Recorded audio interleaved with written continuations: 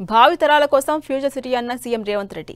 Congress BJP ఒకటే అన్న కేటీఆర్. వరద నుంచి ఇప్పుడిప్పుడే తేరుకుంటున్న ప్రాంతాలు. ఇలాంటి టాప్ 10 తెలంగాణ న్యూస్ ఇప్పుడు చూద్దాం. ఫ్యూచర్ సిటీపై కొందరు నోటికొచ్చినట్టుగా మాట్లాడుతున్నారని సీఎం రేవంత్ రెడ్డి అన్నారు. ఫ్యూచర్ సిటీ ఎఫ్సీడీఏ కార్యాలయ నిర్మాణానికి పునాదిరాయిని వేసిన సీఎం ఇక్కడ తనకు భూములున్నందువల్లే ఫ్యూచర్ సిటీ కడుతున్నారని కొందరు అంటున్నారని విమర్శించారు. రంగారెడ్డి జిల్లా మీర్ఖాన్పేటలో 7.29 ఎకరాల్లో ఎఫ్సీడీఏ నిర్మాణం జరగబోతోంది. తెలంగాణ గ్రూప్ 2 తుది ఫలితాలు విడుదలయ్యాయి. ఫలితాలను TGPSC chairman Burra Venkatesham release చేశారు. మొత్తం 783 పోస్టులకు గాను 782 మంది అభ్యర్థులు ఎంపికవగా మరో పోస్టు భర్తీ కాలేదు. 2022లో గ్రూప్ 2 నోటిఫికేషన్ విడుదల చేసిన టీజీపీఎస్సీ 2024 డిసెంబర్లో రాత పరీక్ష నిర్వహించింది. ఇక ఈ ఏడాది మార్చి 11న జనరల్ ర్యాంకుల జాబితాను వెల్లడించింది.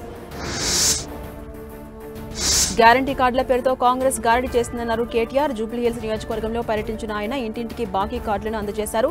4 భాషల్లో ప్రింట్ చేసిన బాకీ కార్డ్స్ ను ప్రతి ఇంటికి తీసుకెళ్లి ప్రతి గడపకి కాంగ్రెస్ మోసాన్ని వివరిస్తామన్నారు కేటీఆర్.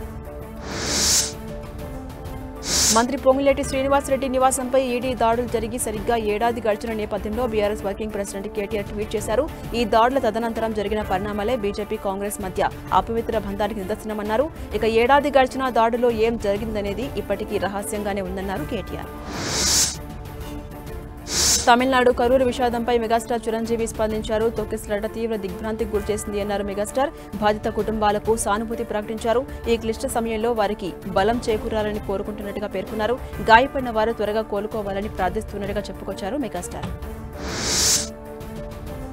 బతుకమ్మ సంబరాల్లో భాగంగా ఎల్బీ స్టేడియంలో బైక్, సైకిల్, స్కేటర్స్ ర్యాలీని ప్రారంభించారు మంత్రి జుపల్లి కృష్ణారావు. ఎల్బీ స్టేడియం నుంచి ఎన్టీఆర్ స్టేడియం వరకు జరిగిన ఈ ర్యాలీలో మంత్రి కూడా సైక్లిస్టులో కలిసి పాల్గొన్నారు.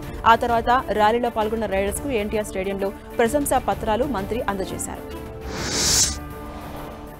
బతుకమ్మ ఫిలిం మేకింగ్ ఎంట్రీలకు ప్రభుత్వం గడువును పొడిగించింది. Bathukamma young film makers challenge competition కోసం ఎంట్రీల సమర్పణ గడువును అక్టోబర్ 5 వరకు పొడిగిస్తున్నట్టుగా తెలంగాణ ఫిలిం డెవలప్మెంట్ కార్పొరేషన్ నిర్ణయించింది. పొడిగించిన గడువును అందరూ సద్వినియోగం చేసుకోవాలని కోరారు.